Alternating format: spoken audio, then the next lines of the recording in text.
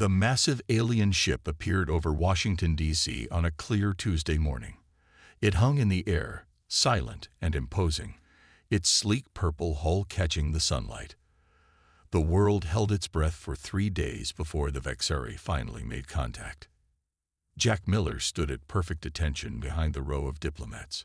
His marine dress blues were immaculate, medals displayed precisely on his chest. As head of security for the human delegation, he watched everything with careful eyes. 12 years of combat experience had taught him to notice details others missed. The Vexari ambassador Krell towered over the humans. His translucent skin revealed pulsing blue veins beneath. 4 slender arms gestured gracefully as he spoke through the translator device. "We are pleased to welcome Earth into the galactic community," Krell said. His mouth stretched into what might have been a smile. "Your species has achieved much, despite your limitations." Lead diplomat Susan Baker nodded politely. "We're eager to learn from your advanced civilization, Ambassador." Jack noticed how the 6 Vexari guards positioned around the room exchanged glances. Their body language suggested amusement, maybe even contempt. He had seen that look before, from enemy combatants who underestimated American forces. The meeting moved to a large conference room. Screens displayed images of Vexari technology and achievements. Their ships could travel between stars in days. Their weapons fired energy that could melt mountains. Their soldiers wore armor that made them nearly invincible. And what of Earth's military capabilities? Commander Traz, the Vexari military representative, asked. His voice carried a tone Jack recognized as condescension. General Peter Coleman, representing Earth's armed forces, described human military technology. As he spoke, Jack watched several Vexari advisors place their hands over their mouths, clearly hiding laughter. "You still use projectile weapons?" Traz asked, interrupting. "And your soldiers actually engage in physical combat?" "How? Primitive." Jack's jaw tightened, but he maintained his professional stance. He had seen what those primitive weapons could do in the hands of trained Marines. Susan attempted to steer the conversation back to diplomatic matters, but Traz continued. "On our world, such methods were abandoned thousands of years ago. Your tactics seem based on causing maximum bloodshed rather than strategic victory." Jack thought of the battles he'd fought in, the friends he'd lost, the victories earned through courage, sacrifice, and adaptability. Nothing about war was simple or glorious, but there was honor in how Marines fought. "Perhaps a demonstration would help you understand our approach to warfare," Traz suggested. "Your soldiers against our training simulations. We could provide valuable guidance to help advance your military doctrine." The human delegation exchanged uncomfortable glances. Jack maintained his stoic expression, even as his blood boiled. After the meeting, the delegation gathered in a secure room at the embassy. Arguments broke out immediately. "They're treating us like children," General Coleman said, his face flushed with anger. "We need this alliance," Susan countered. "Their technology could solve climate change, disease, energy shortages. We can't risk offending them." Jack remained silent until Susan turned to him. "Staff Sergeant Miller, what's your assessment of their security forces?" Jack chose his words carefully. "They're confident. Too confident. Their technology is impressive, but they rely on it completely." "And that's significant because," Susan asked. "In my experience, ma'am, overconfidence creates blind spots. They'd forgotten that weapons don't win wars. People do." General Coleman nodded slowly. "The Vexari think their technology makes them superior fighters." "Yes, sir," Jack replied. "And that's their weakness." Later that evening, Jack stood on the embassy balcony, watching the Vexari ship glow against the night sky. Susan joined him, looking exhausted. "They're offering an alliance, but on terms that would make us essentially a protected species," she said. "Like we're pets they're looking after." Jack kept his eyes on the alien vessel.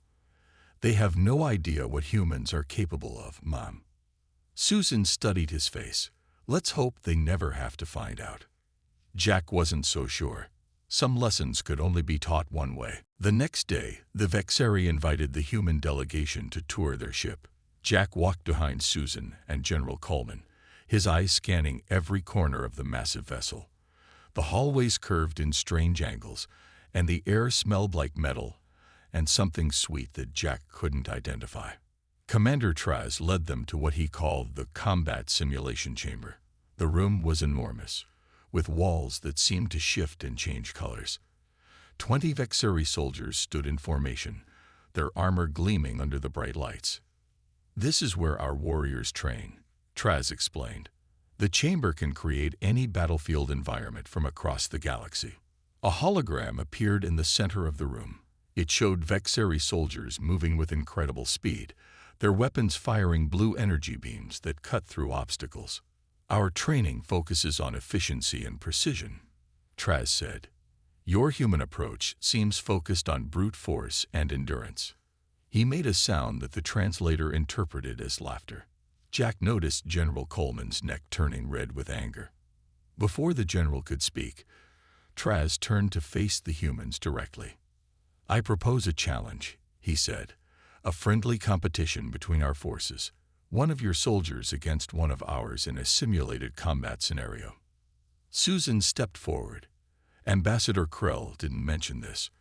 Our meetings were supposed to be diplomatic, not military. What better way to build understanding between our species?" Traz asked. "Your people value competition, do they not? It would be completely safe. Our simulation technology prevents any real injuries." General Coleman hesitated. "What type of combat scenario?" "Simple objective-based exercise," Traz replied. "Capture and hold territory. No lethal force, just tactical skill and strategy." The general looked at Susan, who shook her head slightly. Jack could see the diplomats wanted to refuse, but doing so might look like weakness or fear. Jack stepped forward. "I volunteer, sir." All eyes turned to him. Susan looked concerned. "Staff Sergeant, this isn't necessary." "With respect, ma'am, I disagree," Jack said. He kept his voice calm and professional. "Commander Traz is offering us valuable information about Vexeri combat capabilities. It would be a missed opportunity to decline." General Coleman studied Jack's face, then nodded slowly. "Staff Sergeant Miller has my authorization, if this is truly a safe exercise." Traz's 4 eyes blinked in rapid succession. "Excellent. We shall arrange the simulation for tomorrow. Our champion will be Lieutenant Drav." He pointed to a tall Vexari whose skin had a reddish tint. Drav stepped forward and examined Jack with obvious amusement. "You are their chosen warrior. You seem fragile." Jack met his gaze without expression. Looks can be deceiving. The Vexeri soldiers made that strange laughing sound again. Traz waved a long arm. "The rules will be simple. The simulation will create a varied terrain. 3 strategic points must be captured and held for a total of 30 minutes. Non-lethal weapons only." After leaving the ship, Susan pulled Jack aside in the embassy corridor. "What were you thinking? This isn't part of your duties as security." "Man, they're broadcasting their combat demonstration across their entire federation," Jack said. "They're using this to show how superior they are. If we refuse, it confirms what they already think about us." "And if you lose?" she asked. "Then nothing changes. They already think we're primitive." "And if you win?"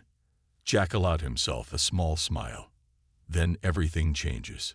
Later that night, Jack reviewed everything they had learned about Vexeri physiology and technology. Their skin was tougher than human skin. Their reflexes faster. Their vision could see into spectrums humans couldn't perceive. Their armor enhanced their natural abilities. But Jack had fought in mountains, deserts, cities, and jungles. He had faced enemies with better weapons and stronger physicians. He had learned that victory often went not to the strongest fighter, but to the most adaptable. In his quarters, Jack began planning. The Vexeri had technology and physical advantages, but they had never faced a Marine.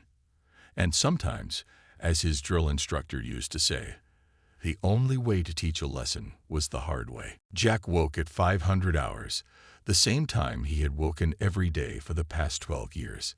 He completed 100 push-ups, 100 sit-ups, and 50 pull-ups on the bar he had installed in his doorway. His body was a weapon, just like his rifle. And like any weapon, it needed maintenance. After a quick shower, Jack called his friend and fellow Marine, Sergeant Lisa Alvarez. Her face appeared on the screen, her dark hair pulled back in a tight bun. "You got yourself into quite a situation," Lisa said, shaking her head. "The entire corps is talking about it." "I need your help," Jack said. "You studied alien biology during your exchange program on the International Space Station." Lisa nodded. "The Vexari have a few weaknesses. Their hearing is more sensitive than ours, especially to high-pitched sounds, and they don't see well in red light. It's like shadows to them. Anything else? They've never fought in Earth gravity. They're stronger than us, but they're used to lighter gravity. Their movements might be different here." Jack wrote everything down. "Thanks, Lisa. I owe you one." "Just don't embarrass the Corps," she said with a smile. "Show them what Marines are made of." At 900, General Coleman met Jack in the embassy gym. The older man watched as Jack practiced hand-to-hand combat moves with a trainer. "The State Department is nervous about this challenge," the general said. "They think it might damage diplomatic relations." Jack stopped and stood at attention.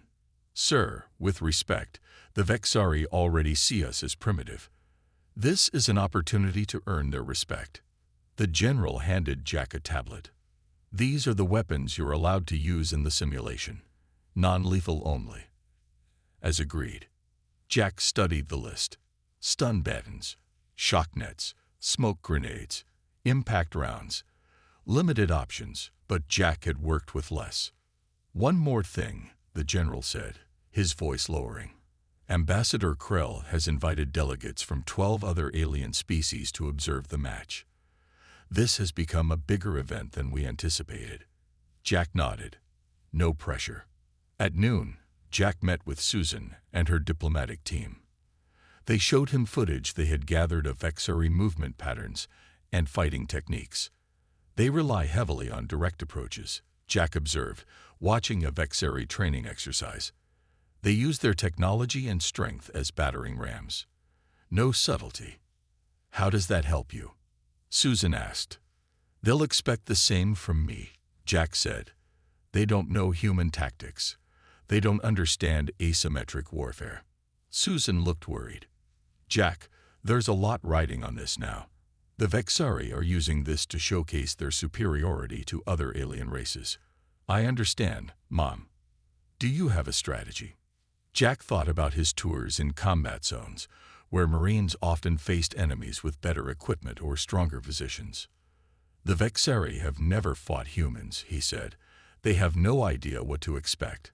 That's my advantage." In the afternoon, Jack was given access to the simulation chamber for 1 hour. He walked the space, studying how the walls could shift to create different environments. He tested the gravity and air pressure. Everything felt slightly off, calibrated for Vexari biology. As Jack exited, Lieutenant Drav passed him in the corridor. The alien warrior stood nearly 7 feet tall, his 4 arms rippling with muscle beneath his translucent skin. "I hope you provide at least some challenge, human," Drav said. "It would be disappointing if the contest ends too quickly." Jack simply nodded. Let the alien think what he wanted. That evening, Jack sat alone in his quarters, cleaning the stun baton he had been assigned. His mind was clear, focused. He had faced impossible odds before and survived. A message appeared on his tablet from Lisa. "Remember your training. Adapt, improvise, overcome. The entire Marine Corps is behind you." Jack smiled. Tomorrow, he would teach the Vexari a lesson about human warfare they would never forget. Not with superior technology or strength, but with something they seemed to lack entirely: creativity and the will to never quit. As he prepared for sleep, Jack remembered what his first sergeant had told him years ago. Marines don't fight because we hate what's in front of us. We fight because we love what's behind us. Tomorrow, he would fight for Earth. The arena was massive. Jack stood at the entrance, taking in the sight. Thousands of Vexari filled the viewing stands, their skin creating a rippling sea of translucent blue and green. In a special section sat delegations from other alien species. Their diverse forms a stark contrast to the uniform Vexari. The human delegation looked tiny in their reserved area. Susan and General Coleman nodded to Jack as he entered. Their faces showed concern, but also pride. Commander Traz's voice boomed through the arena. Today, we witness a friendly contest between our worlds. Lieutenant Drav will demonstrate proper combat techniques against Earth's champion. The crowd made that strange sound Jack now recognized as Vexari applause. It reminded him of water bubbling over rocks. Lieutenant Drav entered from the opposite side. He wore light armor that shimmered like oil on water. The four-armed Vexari carried a staff that crackled with energy at both ends. Jack wore standard Marine combat fatigues. He carried the stun baton at his hip and wore a utility belt containing the few tools he was allowed. Smoke grenades, a shock net, and impact rounds for the small launcher strapped to his forearm. A Vexari official explained the rules again. The simulation would create a changing environment. 3 marker points would appear at different times and locations. The objective was to capture and hold these points for a combined total of 30 minutes. May the superior warrior prevail, the official concluded. The arena floor shimmered and transformed. Mountains rose on one side. A dense forest appeared in the center. A river cut across the far end, leading to a rocky valley. The terrain looked real, though Jack knew it was all simulation technology. A glowing blue pillar appeared near the forest edge. The first marker point. "Begin," shouted the official. Drav moved with incredible speed toward the marker. Jack didn't chase him. Instead, he jogged toward the mountain area, confusing the spectators. "The human retreats already," someone shouted from the crowd. Laughter followed. Jack ignored them. He reached the base of the mountain and quickly climbed to a position overlooking the forest. From here, he could see Drav reach the marker and plant his staff beside it. The Vexari looked around, obviously expecting Jack to attack head-on. After 5 minutes, Drav grew impatient.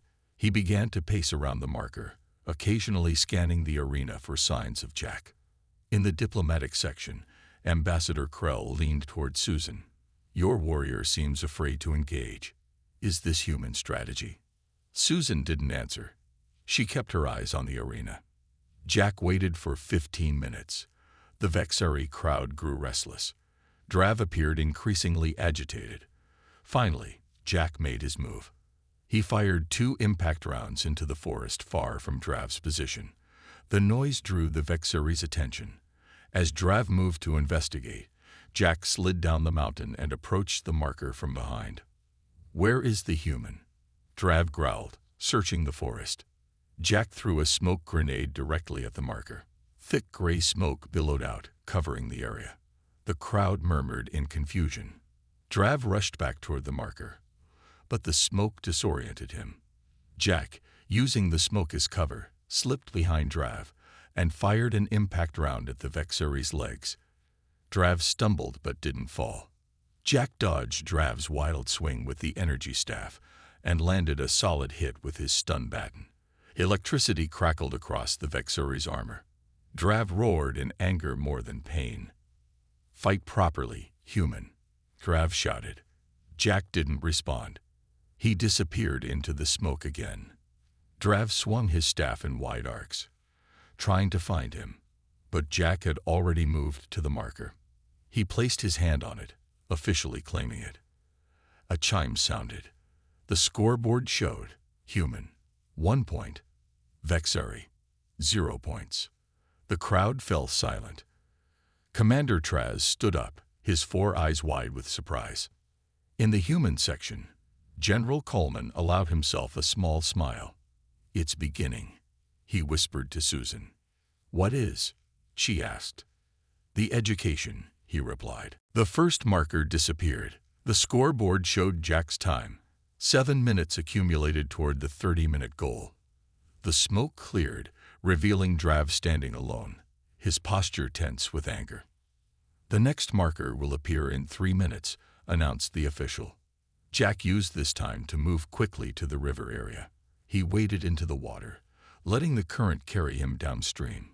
The cool liquid soaked his fatigues, but also masked his body heat, something Lisa had mentioned the Vexeri could detect. In the spectator area, Commander Traz leaned forward. The human uses unusual tactics. Staff Sergeant Miller is adapting to the environment. General Coleman replied. It's what Marines do. A second marker appeared in the rocky valley. This time, Drav didn't rush toward it. He moved cautiously, scanning the area for Jack.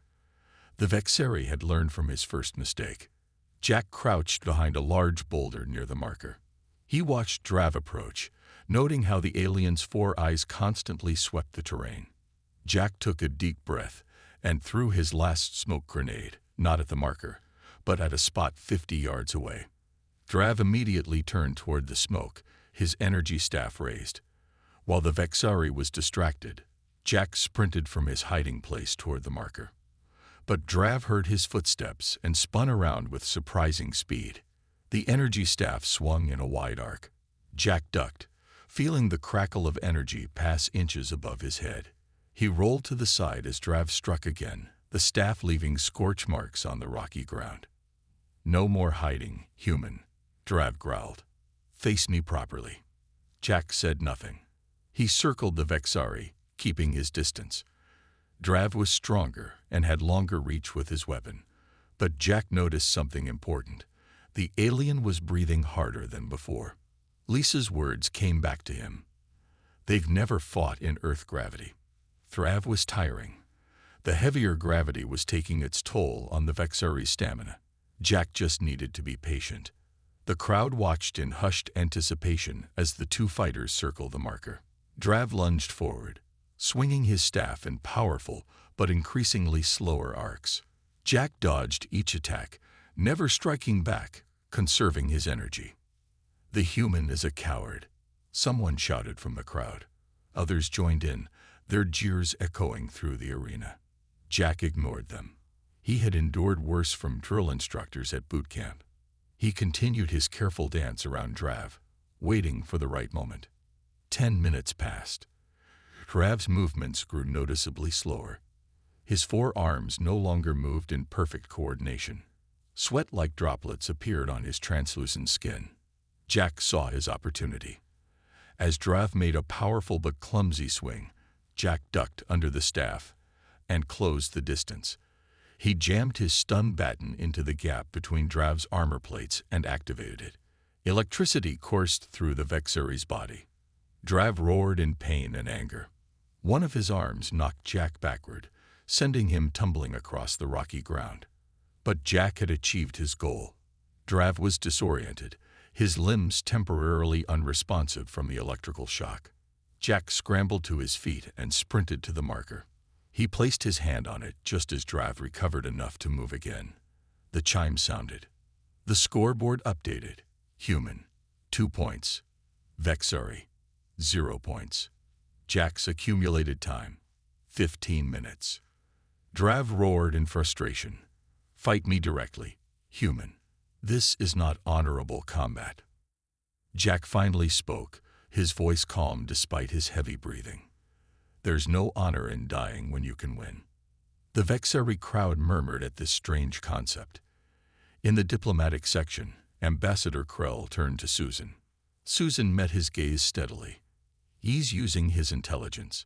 That's how humans survive against stronger opponents. The third and final marker appeared in the forest area. Night was falling in the simulation, the light fading to a deep purple. Jack knew this would give Drav an advantage. Vexari could see better in low light. As Jack moved toward the forest, he heard Drav crashing through the underbrush behind him.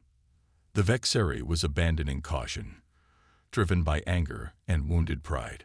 Jack smiled. Emotion made fighters sloppy.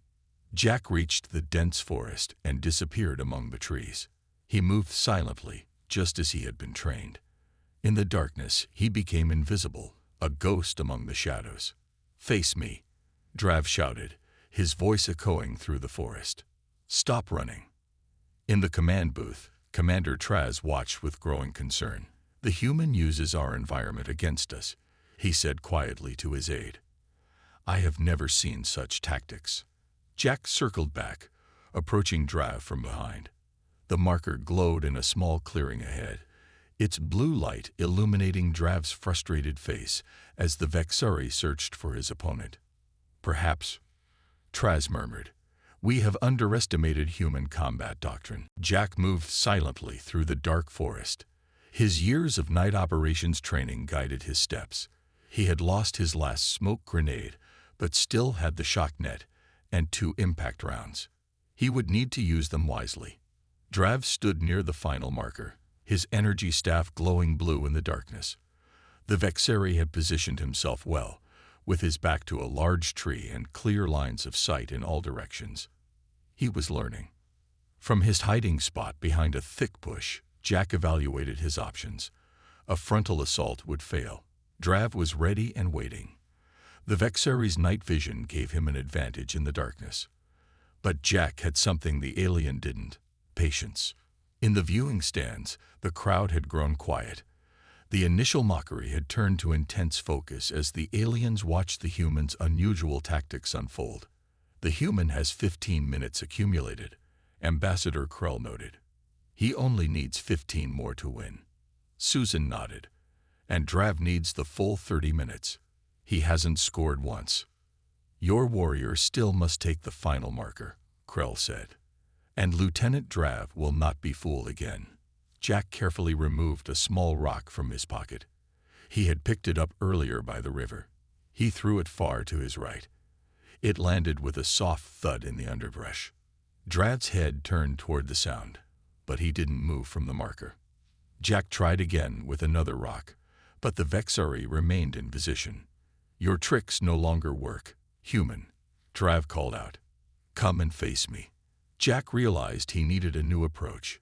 He couldn't wait forever. The simulation would end in 30 minutes regardless of the score. He needed those last 15 minutes at the marker. Taking a deep breath, Jack made a decision.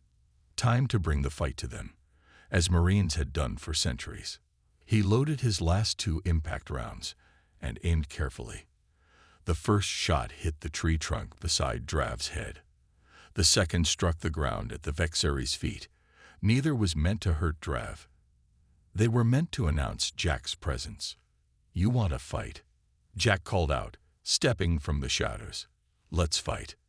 Drav's expression showed surprise, then pleasure. "Finally, you show courage."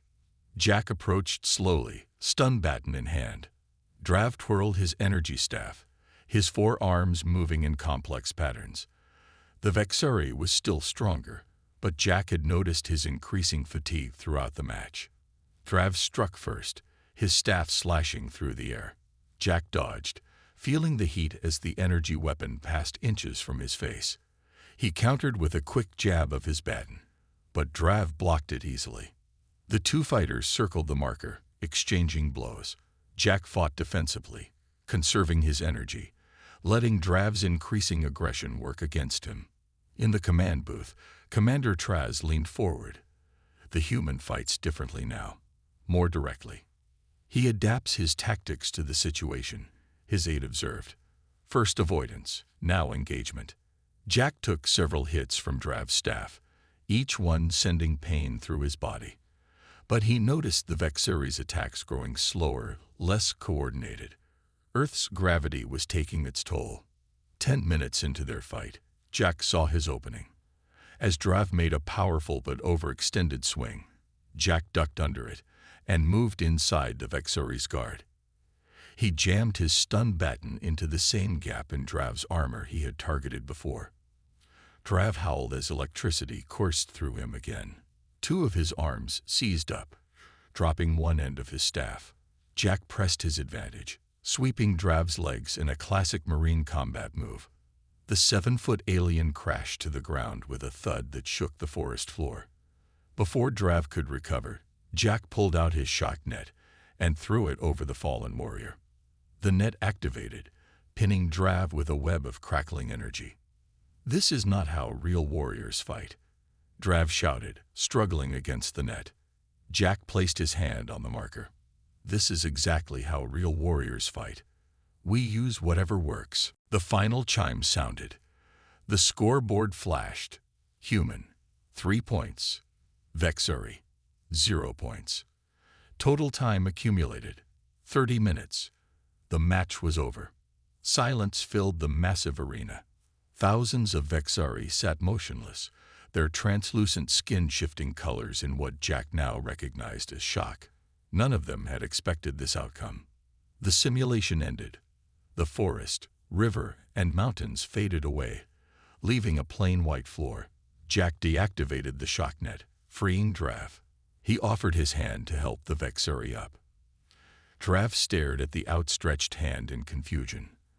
After a moment, he accepted it, allowing Jack to help him to his feet.